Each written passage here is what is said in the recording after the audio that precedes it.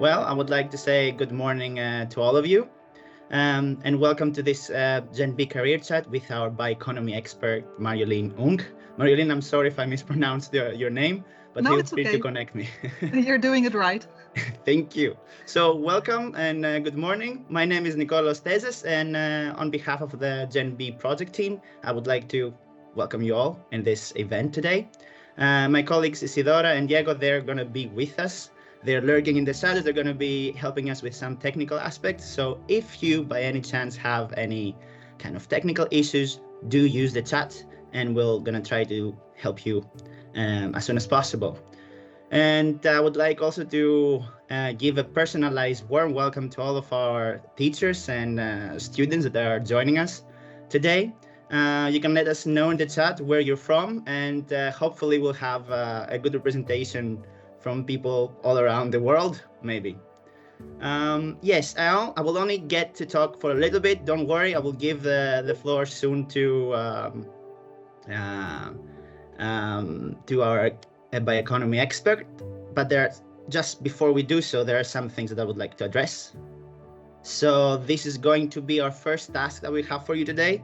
I would like you to scan the barcode or just click on the link that you see on your screen and help us understand a little bit more about what you know regarding bioeconomy. I will wait for a little bit, 1-2 minutes. And the second thing we would like you to do is to just sign your presence to this event. Because in this way we will be able to communicate later on with you about other stuff that may come up, or even to share this presentation and other things that may interest you.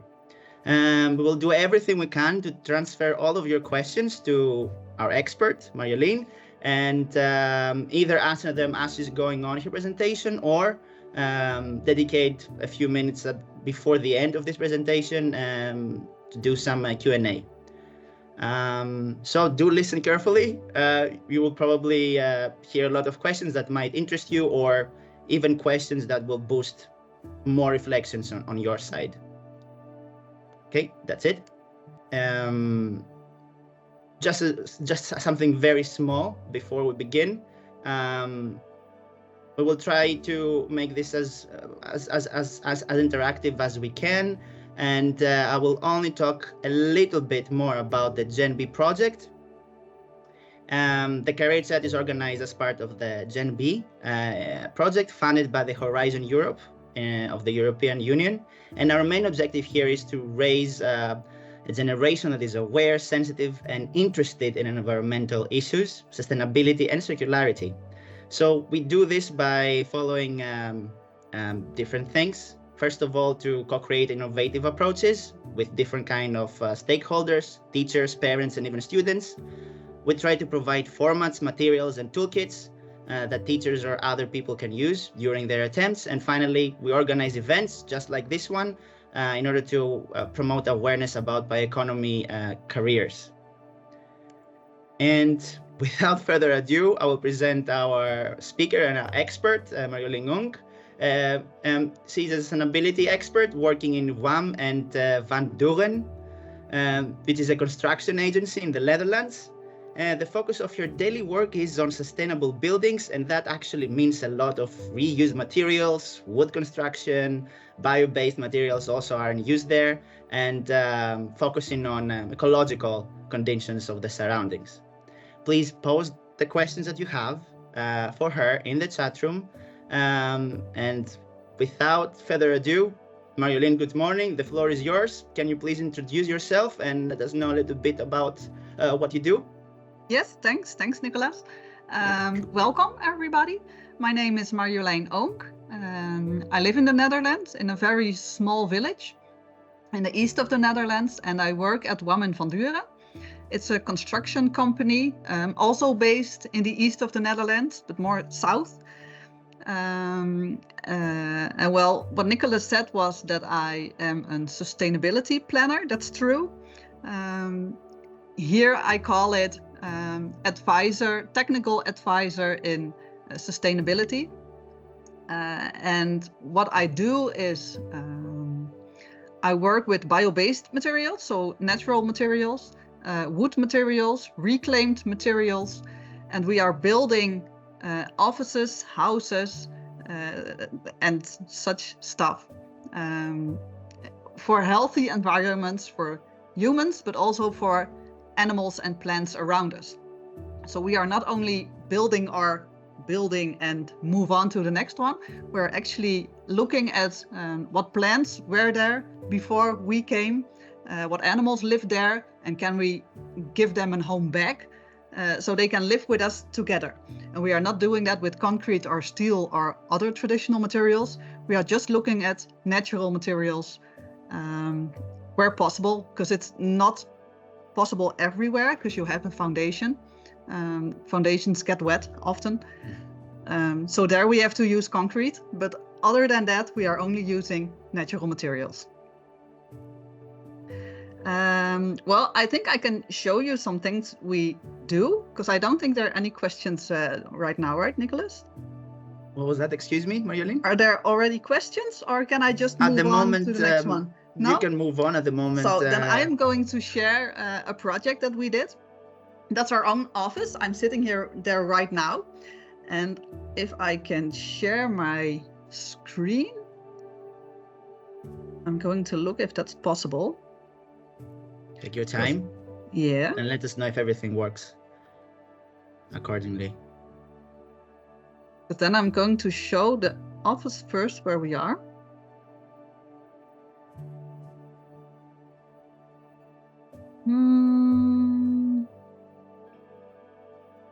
This one. You all can see it right now, I think. Yeah? Yes, we can. This is our office. It's built on an industrial area. So we have a lot of trucks, a lot of fabrics. There's a lot of going on around here, but it's all concrete. It's really hot in the summer. We have a lot of problems with water because we have a lot of rain. And even more when climate is changing even further. So this is our office. It's built out of wood and glass, because we have a lot of glass right here for the light. I am sitting in this little office right now, and I can show you maybe later our green area around it. Maybe I can take my laptop. That would be very interesting, actually. Yes. Yeah, and show you something. It's not as sunny right now as in the picture, but it's really nice to see how it's working outside. But I'm sitting here, and if I show you some other pictures, maybe I can. Yeah. This is the part where we started. As you can see, the really bottom is concrete, but otherwise it's wood. And we are making a foundation out of shelves. And shelves, they are coming from the Netherlands as well. So we are looking at very local materials because we think it's important that we look at the environment. And if we take materials from the other side of the world, there's a lot of transportation. A lot of emissions, and we want to lower those emissions as much as possible. So these shelves are coming from the North Sea, and they only have to drive, I think, 2 hours before they are with us. Yes. And we put them in our foundation, and I don't think I have a picture from above. I had it, but I couldn't find it.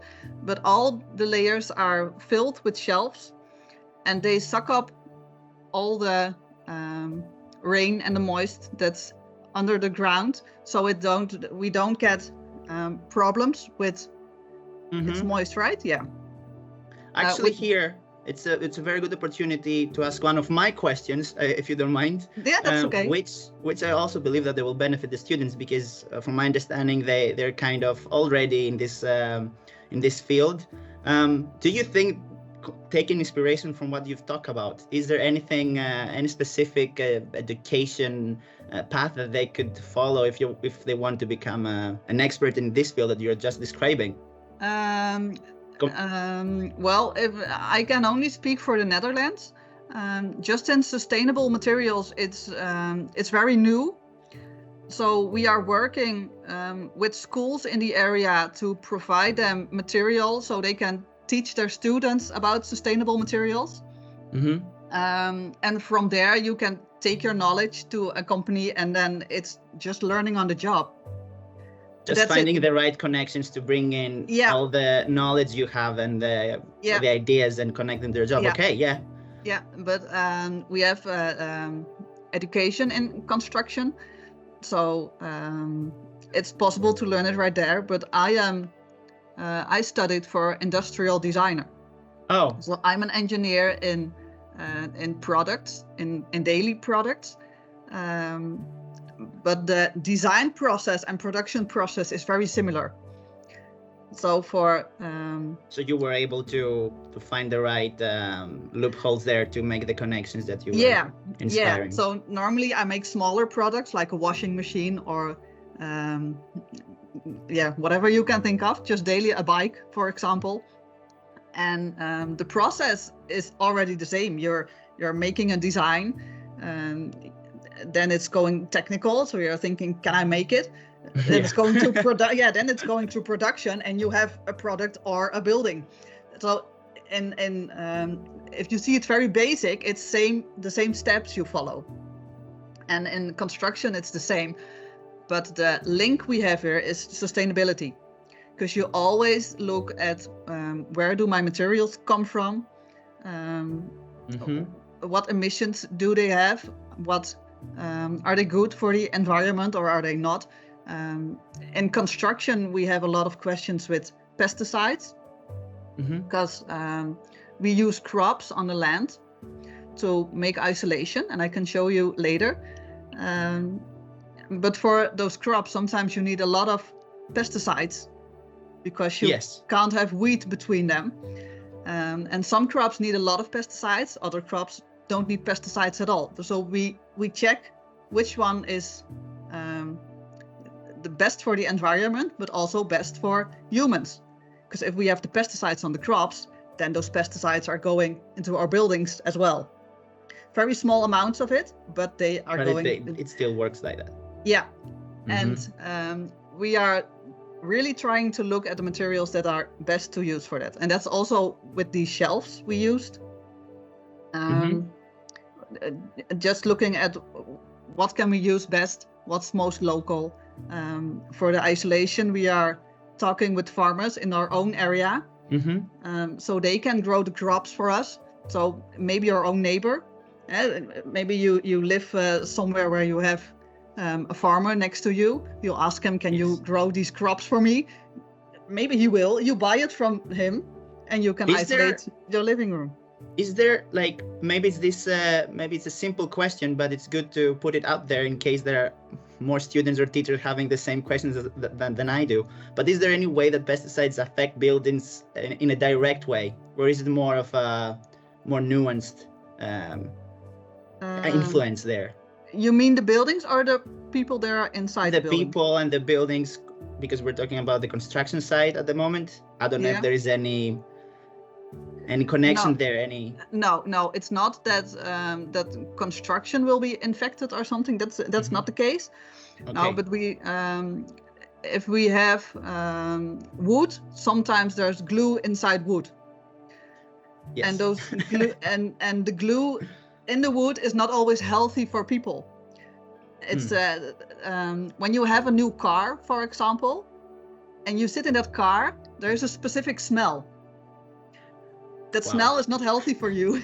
I know it smells like new and it smells good, but it's not healthy. It's actually toxic. So we are trying to build our buildings without those materials, so that humans can work healthy in their buildings, live healthy in their homes, but also make sure that there were no animals harmed or plants harmed before we even got those materials. So many things to consider, actually. So many considerations there. Yeah, we are looking way before we are even building it to look where we get our materials. So that's, well, with those shelves, we can't look at everything, because sometimes, I don't know if I should say it, but sometimes do go ahead. We want the real thing. Well, there can be a little animal in that, because you're getting the shells from the beach. Oh, yes.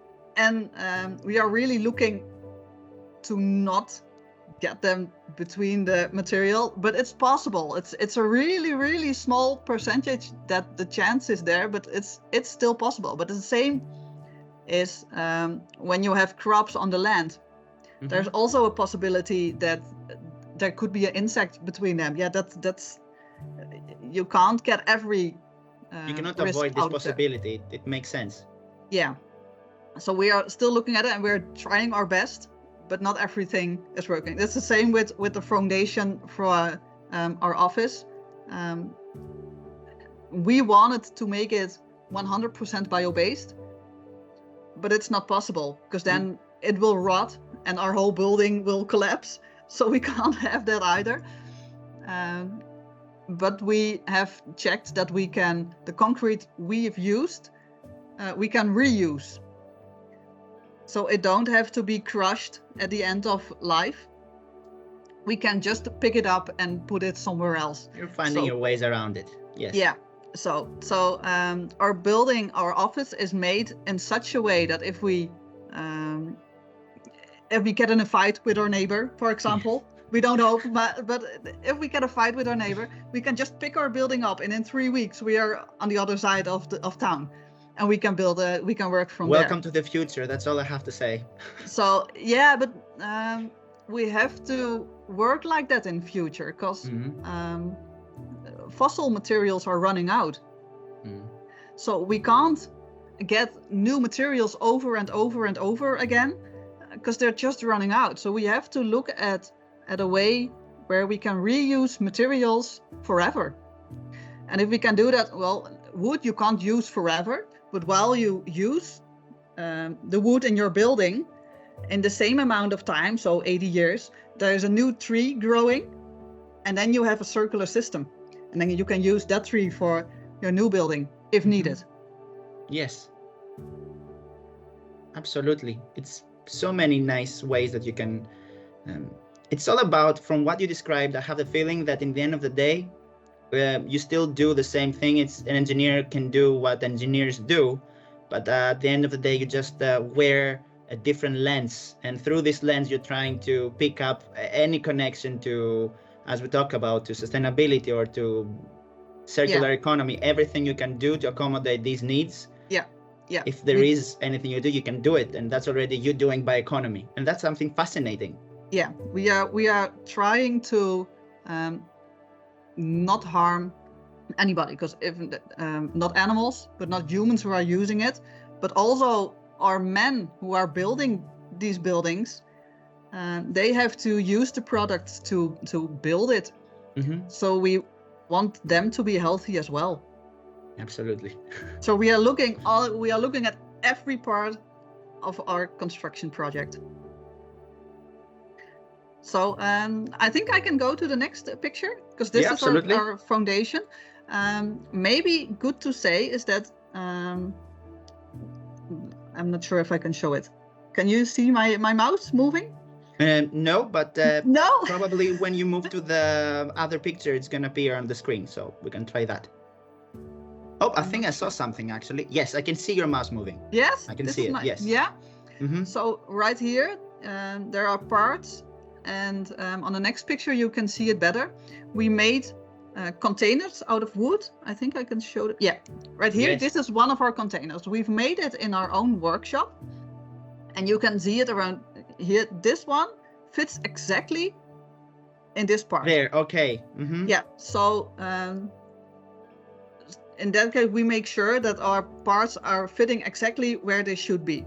We have made 13 of these containers. And they, when they were built, they were moved, well, how far is it? I think 100 meters. And then we built it right here. So you can see it right here. Yes. We only had a crane, and they put 13 of these containers on top of each other, just like Lego. The world's biggest puzzle, I would say. Yeah, well, in engineering. Yes.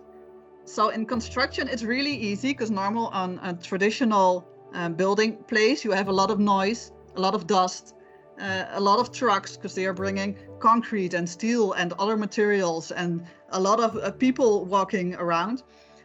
Well, now you see I think on the roof is one person right here. So there's you're very small. You can see in the middle. You can see one person. I can see the. But you need less people. There's less waste because it's all made in our own workshop, and it's just wood. So if you construct it well, you can use everything by maximum sizes. So what does that mean exactly? In practice, I mean, does it mean that? Yeah, you can buy wood in standard sizes. Already predetermined sizes. Yeah. Yeah. So if you go to a wood shop, for example, and you want to build a table. Yes. You are buying your wood for that, but it's always same size. And then you are going to think, all right, how many wood do I need to make this table from this side? We are looking at the maximum size of the wood, so we have less waste. So if we can buy wood that it's 2-3 meters long, for example, it's 3 meters long. If we can buy wood that is 3 meters long, we make sure that our container is 3 meters long as well, if possible, because it needs to fit on a truck if necessary. So we are looking at as less waste as possible. Do you also in your company focus on, how can I say it, more ways to come up with ideas of such materials, of such new materials, smart materials that you can... what we can do with the materials that... Yes, and whether you're also focusing on creating new ones, like experiment with new materials that could possibly, new ideas. We do. And I can show you in another project we did. But we are also, I'm not sure if I can show you this. Maybe I can, I have to stop sharing this, I guess. And then, now you can see me, right? Yes, I can see you. Yeah, so I'm going to turn, you can see the table. Yes, okay. This is made from reclaimed wood. So it's all waste wood that's coming from construction areas, from our projects. And it looks the way it does. Okay. Yeah, it's and amazing. we have somebody in our workshop who loves to make new things with it. So he made our a table right here, where we have our meetings. And are you involved in this process of experimenting with new materials, or is it also part of your role as a sustainability advisor? With this table, I didn't, because when this was made, I wasn't working here.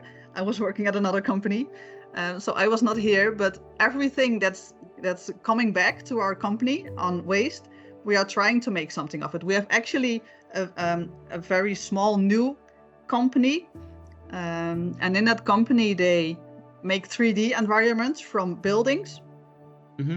And with those 3D environments, we are going to look what materials are good enough to use again in a building. So we are not getting a crane who smashes everything and then just throw it away. We are looking at what can we use again, because sometimes we still need steel or concrete or a door, maybe. Maybe a door is perfectly to use again. Why do we have to smash it, throw it away and buy a new one?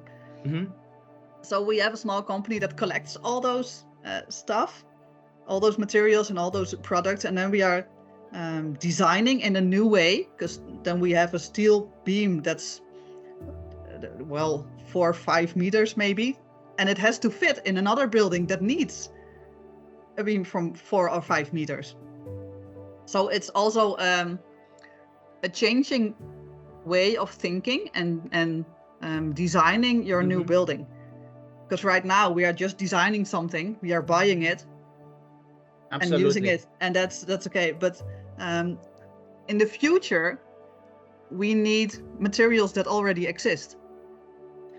To be honest, what you're describing now, I think it resonates with a lot of people, even individuals that are not in the field of bioeconomy or construction or engineering.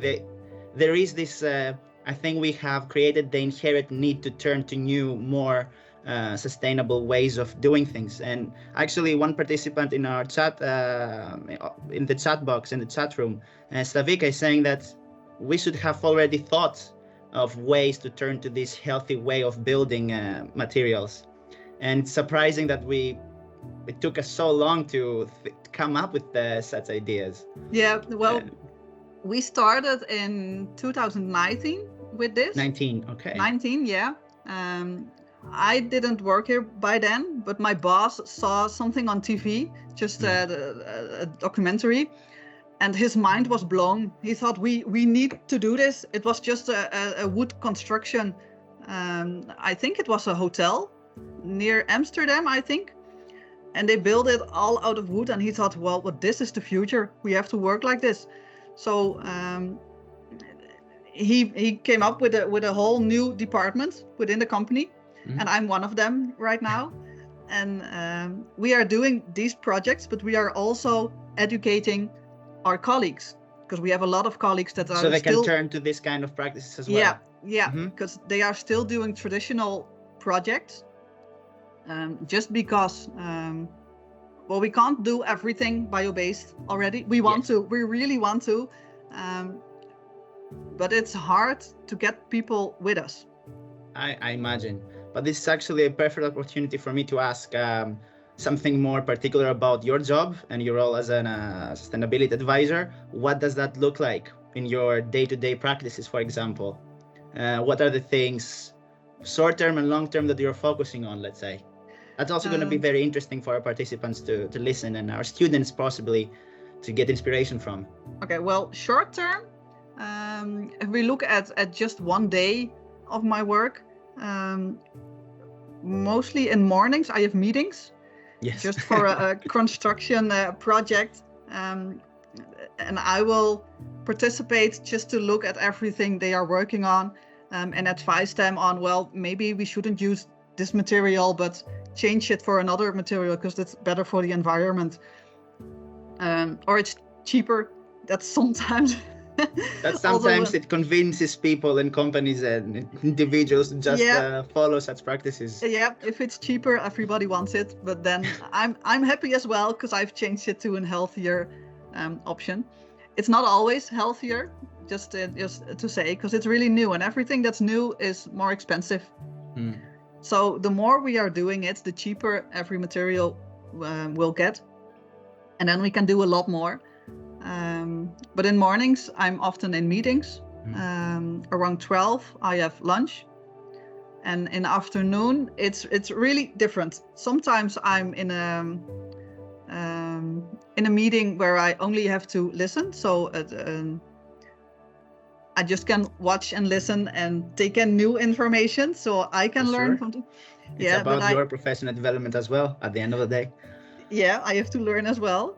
But sometimes we got classes from around the area. So schools are coming by and I teach them about those materials. So they sit here, and actually I've made, in Dutch it's called Huisje van het Land.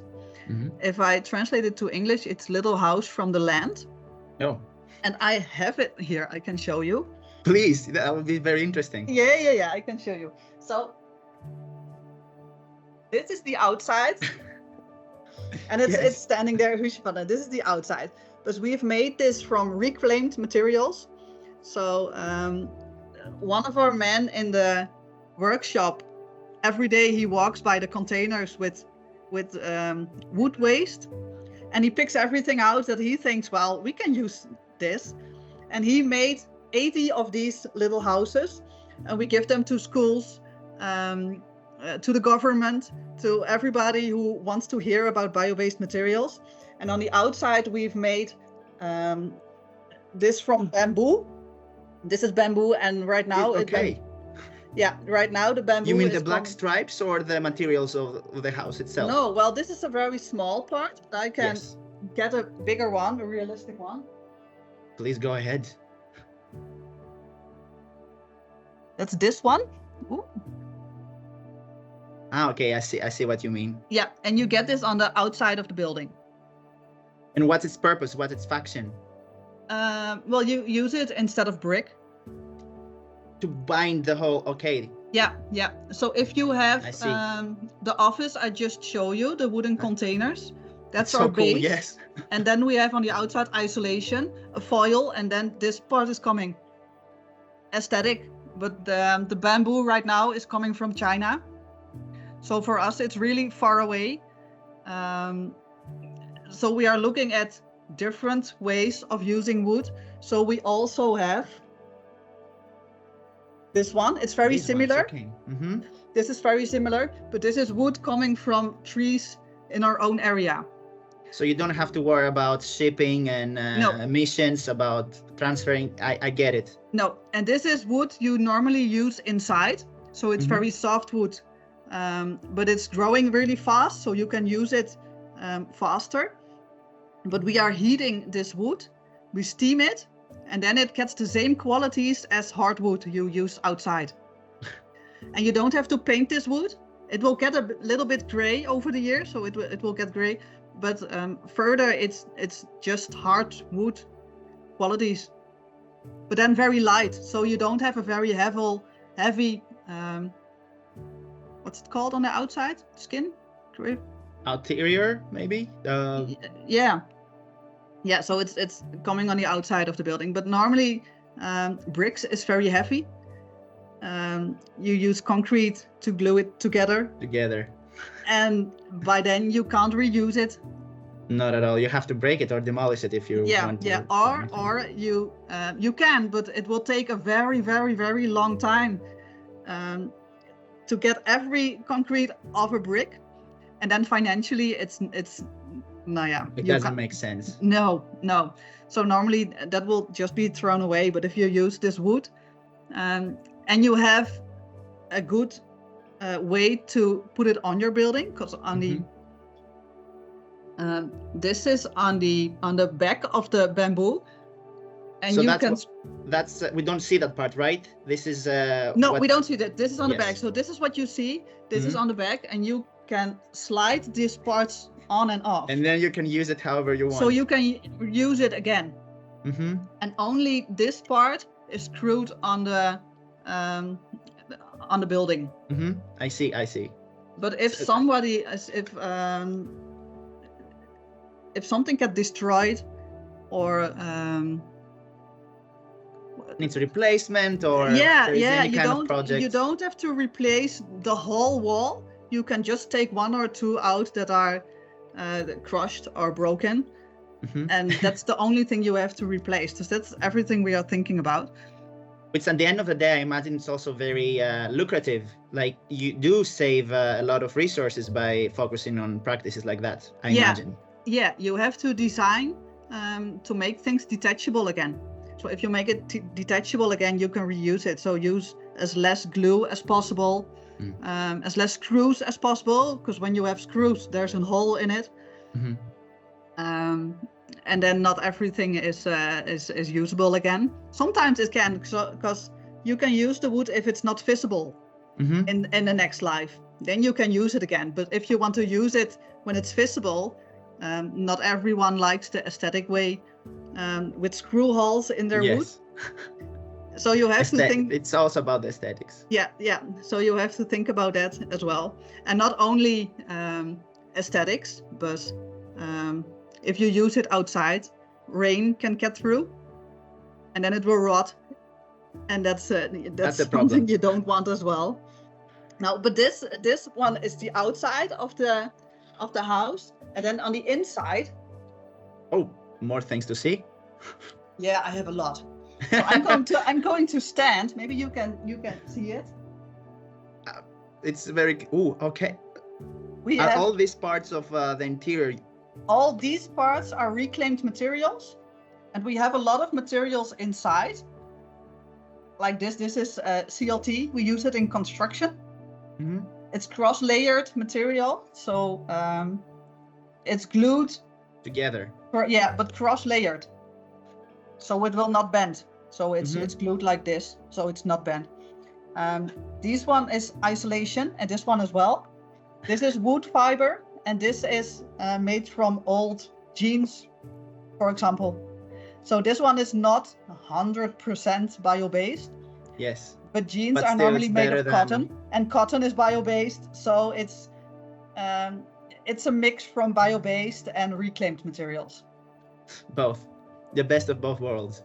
The best. Yeah, I think it is. Well, I have a lot to show you, but I can also show you the materials in a pilot we did. And I can that would walk be you. amazing, actually. Yeah, I can. And also, if you could, because before we started showing all these materials, you also mentioned about some long-term things that you're focusing on in your career. That would be a perfect opportunity to Yeah, well, to bring them in. what I do short term is participating in meetings, so we get projects as healthy as possible. Long term, we are designing for detachment.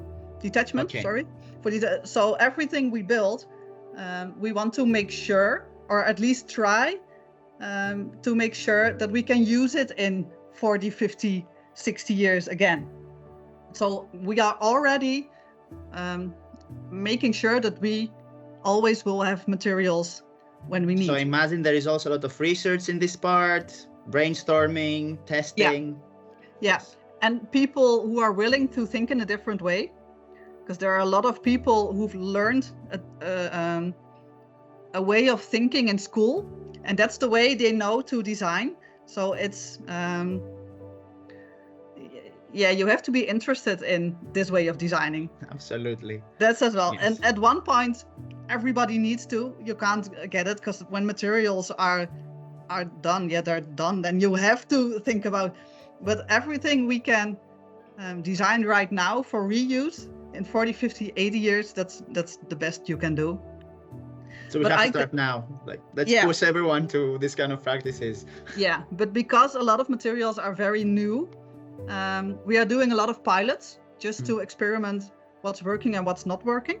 And I can share this with you, because I'm checking. Please do.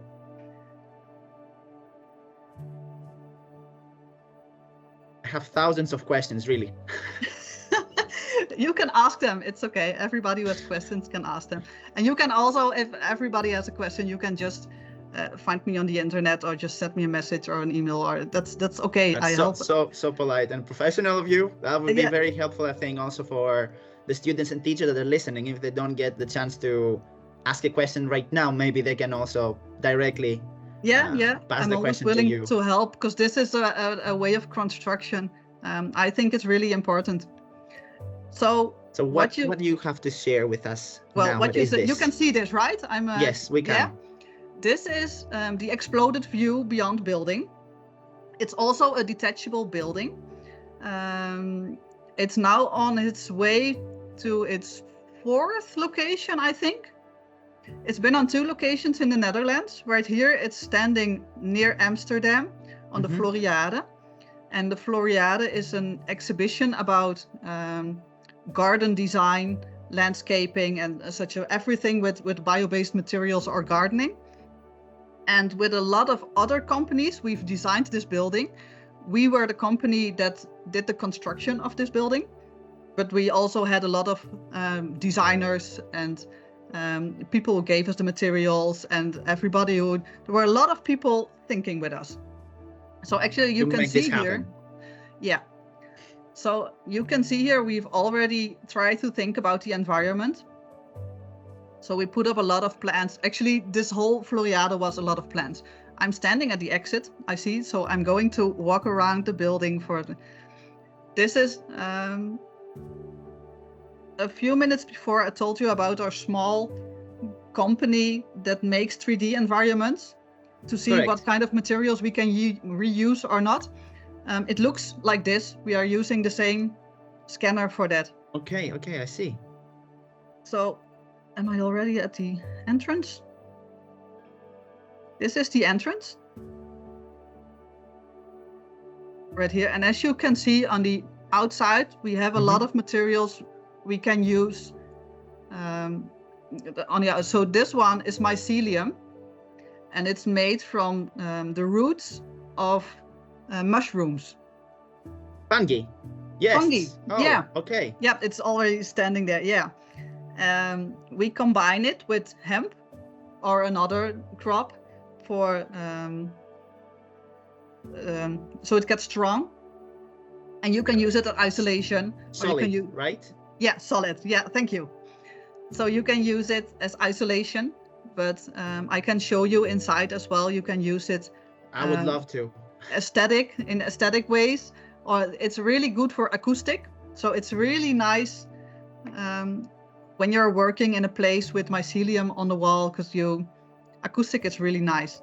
So right here we have several parts of wood. This one is reclaimed wood from a roof of I think it was an old house somewhere, but I'm not sure. That it was claimed and used again. Yeah. Okay. Yeah. And this one is the wood I already showed you, what we are heating or steam, and then we can use it again. So if can we also go inside? Yeah, we can also go inside.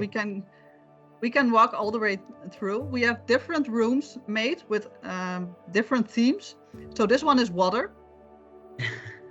This room. This is a designer who used algae to make some kind of wallpaper. So some materials are really very experimental. Other materials you can use and buy. But still fascinating, I have to say, even if it isn't an experimental Yeah, well, a lot phase. of materials you can buy for your products already.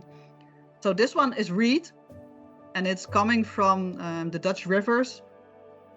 So they carry it away. So you're also thinking locally, correct? You're thinking about the local environment and what you can use from the local environment. Well, not everything you can get locally, because if we are going to this room,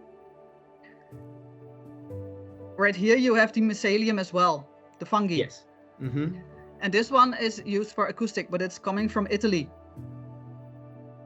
Still closer than if you were to import things from other parts of the world, but I see what you mean. Sometimes we do have to... In the Netherlands, there are companies now as well who are working with it, but they're not as big as the one in Italy. So for this project started 3 or 4 years ago, and then the one in Italy was almost the only one who worked with this. So that's why we got it from there at that point. So this is fungi as well. We are also looking at, this one is nice as well. This is a brick. It's crushed. So there were bricks and people thought, no, we can't use it anymore. So we're just going to toss it away. No, we can use them. We can use them because this one is very special because they crushed it. And now they mixed it with bacteria, with manipulated bacteria. And the bacteria are holding the bricks together. So the crushed brick, they are holding it together and they make a new brick. And if you have a very specific vibration, it will all fall apart again. And you can specific vibrations. Okay. Yeah, and then you can make a new brick of it. Why do they do that? Because it takes a lot of energy to crush bricks. So you have a lot of emissions, and then you have crushed bricks. Yeah, and then what? So this now is a smart way to bypass all this. Yeah, and basically reuse it forever and ever and ever. So right now it's on the inside, but you can also use it on the outside. We have another room here. Yeah, this floor is made of reclaimed wood, so it's the same of the table I just showed you. You can make a floor out of it. This is hemp. Hemp is a crop we have in the Netherlands, and there are farmers who grow it. And then there comes a chopper, he harvests it, and we can use it to make materials. Well, we can make isolation from it, but we can also make this aesthetic walls from it. If we go outside, this wall is cork, from the cork tree. And right now it's coming from Portugal. But cork is really good for isolation. If you have a flat roof is really difficult because of the water that will stand on the roof. So you have to make sure that it's waterproof. And cork is a really good option for that. It's not 100% waterproof, so you still need a material that makes it waterproof. But cork is a really good one, and it's also very acoustic, and it has a really high isolation. You can make amazing designs, as I can see here. Yeah, this is made with plants inside, so you can also use it on the outside, maybe for privacy in your yard, and then you can put plants in it for the animals who are still living there. Marjolein, can I ask you something? Actually, Yes. I see a lot of passion when you're presenting this kind of materials or the things that you're focusing on. at your job. But a more specific question, it's not always easy to say this, and I'm talking from experience, but what would you say is your most favorite part of what you do in relation to the materials that you're presenting or tasks at your job, and also a challenge, let's say, that you find usually? My favorite part is when we are building something that is healthy and safe for everyone. So it's not only the use of the material, but I think it's really important that we protect our nature.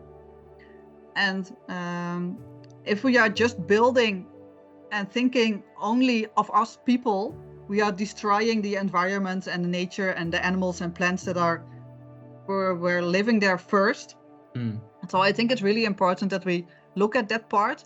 A challenge about this, I think that there are not many people who are concerned about nature and animals. There are a lot of people, and people think, no, we have to build this because we need it, and I don't care about the bees who were flying there. So we need more awareness. Let's say. We need more awareness. People need to understand that we need them, because if we don't have those animals, if we don't have nature, we don't have a place to breathe, to eat, or to live. So everything we do, we have to be aware of that. Because specifically about the awareness and be more sensitive towards the nature, I really hope that we have to start, as you mentioned before, we have to already start thinking. I said before, welcome to the future, where you said, okay, no, future is now. Yeah. But what do you think, like, like talking based on what you just said, what are some personal qualities specific to this job that you think can bring change, positive change? Or skills, maybe. I think you have to be self-confident, because you get a lot of people who think they know better. And I'm not saying that I know best. I'm not saying that, but it's really hard to start discussions over and over and over again, just to get people to know why it's important. And you can't tell it in one or two sentences. You need a whole story or a whole presentation to tell people why it's important that we think about those animals and those plants, and that about we also think about, but also about our own health. Why we have to build for detachment later. You need a whole story, and there's a lot of information. There's a lot of things you need to know about building this new way. So it's hard to. It's hard, but maybe in the end of the day, it's maybe trial and error. Like, you do have to put yourself out there, try new things, test. Yeah. And would you say that, let's imagine that you can either talk based on the experience you have today, or think a little bit about the future. What kind of jobs do you think that they're going to become more and more relevant? Or they are already relevant to your company that you're working in, or in the field? Well, what we need more are farmers. Right now, farmers are really having a hard time because of these CO2 emissions. So their carbon credits, so their carbon. So we need them to make our crops and build these things, but we also really, really need people who know this kind of building and this construction. I think that's a really important one. And based on my understanding, it's also a lot about research, isn't it not? That we do need the research part as well to test or to promote this kind of innovative ideas. Well, but I stopped sharing so I can show you later if you want, but then for now I stop sharing. I think what's really important as well is that you don't need a construction history, because I don't have one. I'm an Mhm. industrial designer. I don't have a construction history. But what you do need is big passion for this kind of work to make the Mhm. world a better place, and passion for technical solutions, Mhm. and respecting the place you are building and the earth around you.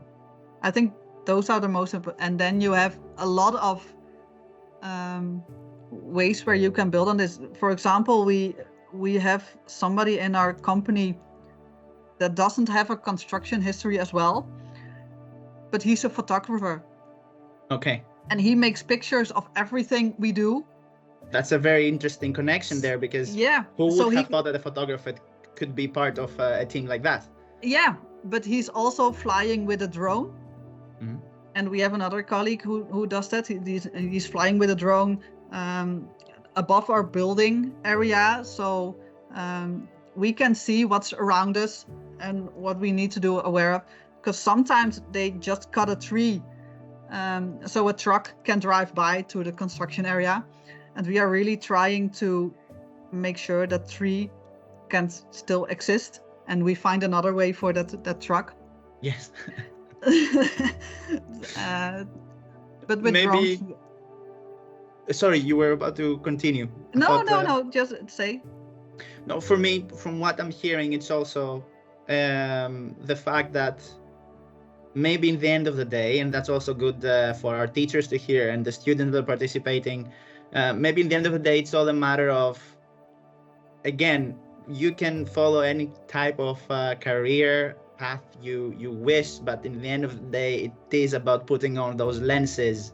What can I do about bioeconomy? What can I do about sustainability? What can I do to contribute? And you just mentioned a very good example. A photographer could be incorporated in attempts like this one. Yeah, but you can also be a designer, because this way of construction is a really new way of construction, and you can't just build with bricks like we know and put a steel beam in it and build. You have to think different about construction, because Yes. wood is different than concrete. So you have a very different way of designing. So that's really important. But you can also be an engineer and develop new material for construction. Mm-hmm. You can also do that. So you can do a lot. Yeah. You can do a lot of things as long as you have the right spirit. Creative. You just have to be creative. And it doesn't have to be in construction. You can also be somebody who loves plants and biology and landscaping. And then you can think with construction on what can we do on the outside of the building to make it greener, or think about water when you have a lot of rainfall. What are you going to do with all that water? Think about, let's say, problems and solutions, critical thinking orienting. Yeah. Well, since we're close to 12, I am afraid that we'll have to start packing things up. I don't see any particular questions at the moment, but before we do so, and before I make some closing remarks, there are some type of questions that I would like to ask again, and I think they will also appear very useful to our participants. And let's say, based on your understanding, your experience, things that you've read or things that you've seen done in your company or outside, what could schools, for example, headmasters, the whole school community do to motivate students to dare to follow such practices? That's number one. That's question number one. That's the main question. And maybe you can also mention if there is any kind of educational tools, programs, workshops that you are aware of, these kind of things. Well, the first question, what can teachers do? What can schools do? It's just teach students about these materials, about this way of engineering. I know it's very new, but it's the future. So if you don't teach your students about this way of thinking, we are destroying the earth. That's basically it. So if it's about construction or circular economy or recycling products or even economy, what are you going to buy and what are you going to buy not? So minimize. It all comes down to this. Yeah, it's the whole circular economy where you have to think about, and you can do it in every single way of education. It's just a different way of thinking. And it's vital to start thinking like that, I must say. Yeah. Because my background is in teaching, and one of my remarks here is that we do like a more concrete and direct approach to bioeconomy. Mm-hmm. If there are things done, they are only done because of teachers' interest. So if a teacher is interested and is aware and has the will to learn more, he or she or they can bring this to their students. But when it comes to curriculum or direct subjects, I don't think we're there yet. So do you have any last recommendations to schools or maybe policymakers? What can we do in order to, what things should students focus on in their studies before entering university that could possibly be useful to the field? Well, when it comes to European projects, I don't think I can come up with one because we are working very local. So I can't give you the websites where you can find everything you need. If you want to learn more about bio-based materials and just make a start, you can look at biobasedmaterials.org. Okay. You can find a lot of materials right there. And from there, it's just Googling, researching, because it's very new. You can find a lot, but it's not a standard. So there are not programs. That's why we are working together with schools. So and we don't do that to get paid for that or make a business model out of it. We are not doing that at all. We just think it's important that children learn about this way of thinking. Very good. Thank you so much. And my colleague Isidora has already provided the link in the chat, so participants can make sure to save this in your browsers and visit it later. I must admit that, as I said, I have so many more questions, and I think that the more we talk, the more questions pop up. Unfortunately, I will have to start wrapping this thing up, our meeting up. But as you said, Marjolein, if there is anyone who wishes to pose questions or explore new reflections, don't hesitate to contact either us or Marjolein directly. I think both of us will be happy to promote knowledge and awareness and sensitivity when it comes to those things that we have discussed. So before we go, do spend the time to, I have already put it here for you a while ago. This is the post questionnaire. Make sure to select the option that says informative webinar, how to embed bioeconomy in non-formal and informal educational settings. You can touch the, click on the link provided here or scan the barcode. And specifically for the teachers that are participating in their classes, if you have any kind of nice educational initiatives about bioeconomy, don't hesitate to participate in the Scientific STEM Discovery campaign. You will be able to get inspired by participants from all over the world. And who knows, if your contribution, if your ideas are significant, you will be able to even win awards. So don't hesitate, be risk takers and participate the moment you can. That's us. We had a chance to listen a lot of nice reflections. We had the chance to ask some very central questions, I think, and hear recommendations and advice from an expert in the field of bioeconomy. Marjolein, thank you so much for agreeing to be here with us, for all that you've shared, for all of your ideas. I'm sure that as me, from the things that I saw, I'm flabbergasted, to be honest. I'm very more intrigued. If I were to be younger, I would maybe try to find a connection to bioeconomy itself, or maybe I can do it now. I'm 33 right now, and I just started 2 years ago, so it's still possible. That's also very interesting and very important, because again, it's never too late to make the right connection and guide your career to what really matters. So thank you so much for pointing this out. I think it's very important. I really want to thank you all participants for coming here with us today. And we will be communicating with you shortly about the presentation and everything that will come up. So thank you so much. That's it for us, and we wish you a nice rest of the day. Yeah, you're welcome. Have a nice day, everybody.